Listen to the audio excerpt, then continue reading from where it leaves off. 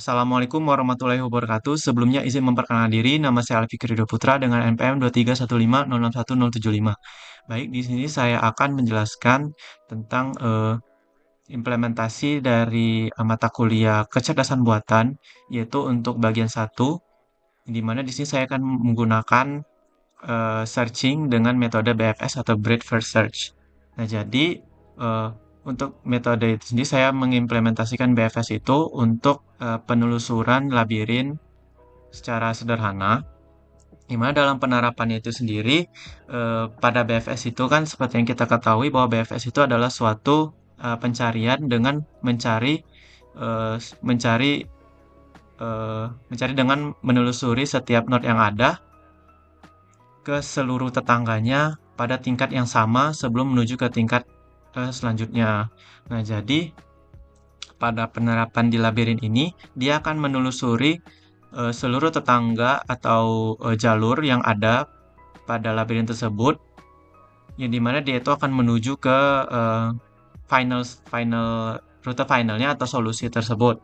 Nah, jadi BFS itu sendiri seperti yang kita tahu, dia akan mencari ke seluruh tetangganya pada tingkat level yang sama gitu. Nah, jadi pada BFS ini memiliki keunggulan yang dimana BFS itu akan akan menginisiasikan jalur paling efektif atau jalur terpendek dari setiap inisiasi rute awal ke rute akhir. Dari sini maka pada BFS itu digunakan sebuah antrian untuk menelusuri setiap jalur yang akan menyelesaikan jalur terpendek dari setiap antrian tersebut dari awal hingga akhir. Nah, di sini pada implementasi kode program tersebut, yang pertama itu kita mengimpor DQ, yang mana DQ itu adalah impor untuk antrian, yang mana itu akan menyimpan setiap rute-rute dari pencarian tersebut.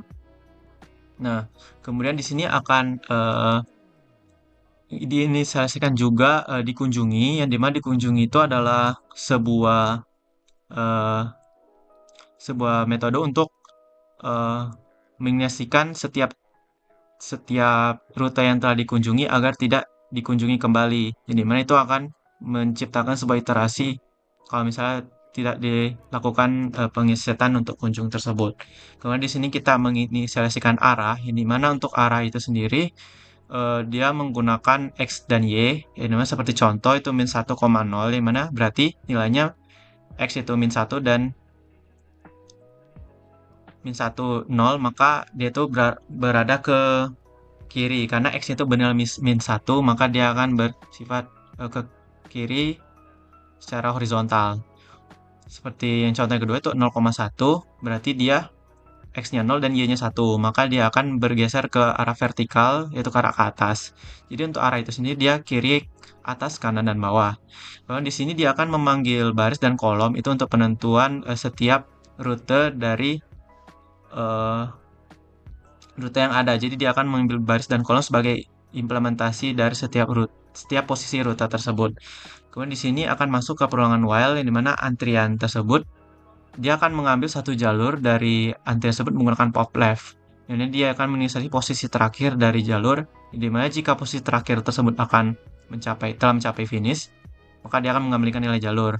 Nah, di mana di sini terdapat kondisi jika belum mencapai posisi eh, jalur terakhir, maka dia akan mencari setiap jalur tetangganya tersebut, yang dimana dia itu dengan kondisi yang belum dikunjungi. Dan yang dimana di sini akan diinisiasikan jalur baru yang diambil dari list jalur, kemudian akan ditambahkan ke jalur baru. Nah, yang dimana jalur baru tersebut merupakan salingan dari jalur tersebut. Setelah itu, jalur baru tersebut akan diinisiasikan sebagai rute yang telah dikunjungi setelah dari setiap pencarian tersebut menuju ke posisi terakhir. Kemudian kita masuk ke pendefinisian cetak labirin, yang dimana di sini digunakan untuk mencetak tampilan labirin agar bisa dilihat secara visual langsung dari codingan tersebut.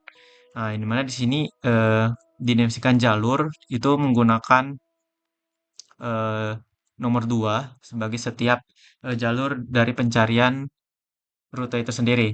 Nah, di sini diinisiasikan simbol, yang mana 0 itu diinisiasikan sebagai jalan jalan yang kosong atau jalan kosong gitu. Kemudian untuk nomor satu itu dengan sebagai eh, tembok yang tidak bisa diakses. Kemudian untuk dua itu adalah inisiasi jalur.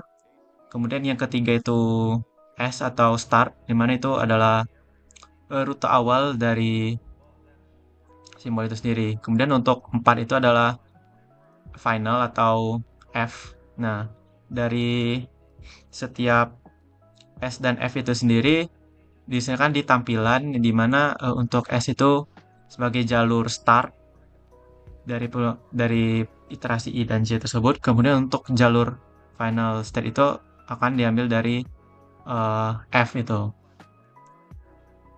Baik, di sini kita masuk ke program main yang dimana di sini akan menjalankan tampilan program dari labirin tersebut. Nah, di sini saya menginisiasikan labirin dengan implementasian matriks sebesar 20 kali 20. Nah, di sini saya men-start itu di sini saya menginisiasikan start dan finish itu sebagai non. Nah, kemudian di sini akan melakukan perulangan iterasi I dan J untuk mencari eh, posisi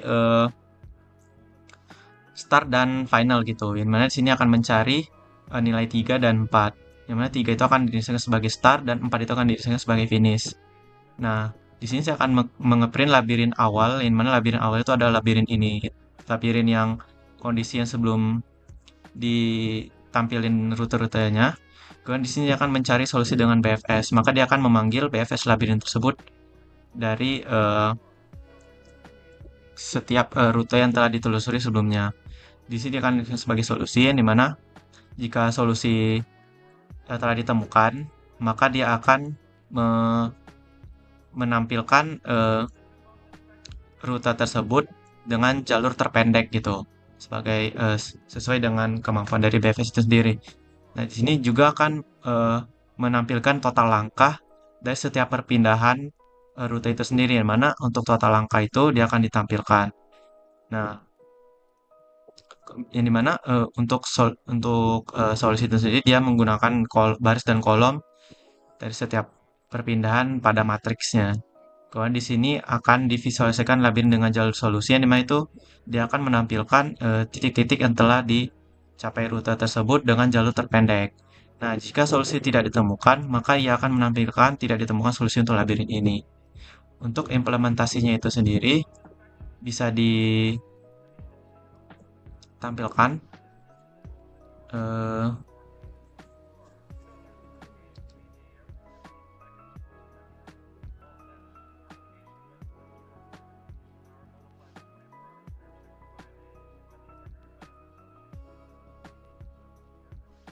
baik untuk implementasinya itu sendiri di sini kita mencetak dari mainnya. Sebenarnya di sini akan menginstalkan labirin awal.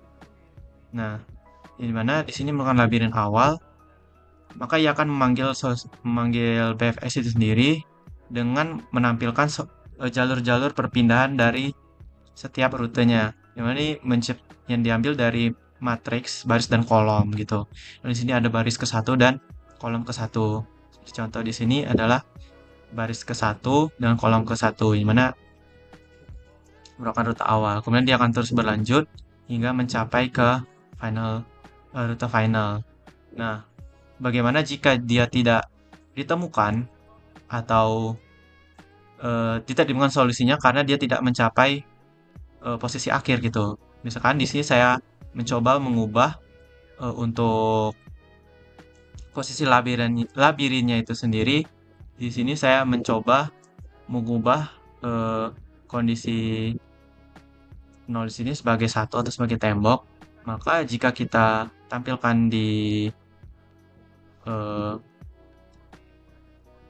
tampilkan di terminal, nah di sini kan kita mengisikan labirin awal dengan S dan F.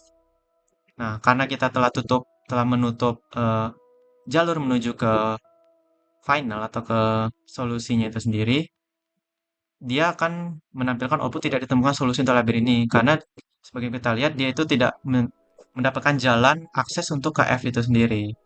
Nah, di sini juga eh, bisa kita ubah untuk empatnya itu sendiri, untuk finalnya sendiri bisa kita ubah ke kemana saja itu sesuai dengan kehendak kita dari proses labirin tersebut. Misalkan di sini saya akan mengubah final state-nya ke sini atau finalnya di sini. Jika kita jalankan, nah maka dia akan mencari eh, posisi final tersebut, yang dimana itu diambil dari iterasi labirin yang ada di sini. Maka dia akan misalkan ke final, start ke final gitu. Jadi intinya itu dia menelusuri setiap tetangganya dengan pada tingkat level yang sama. Kemudian dia akan mencari posisi dengan jarak terpendek antara setiap titik awal ke titik akhir. Baik, itu saja yang dapat saya sampaikan. Lebih dan kurang saya mohon maaf. Saya akhiri. Wassalamualaikum warahmatullahi wabarakatuh.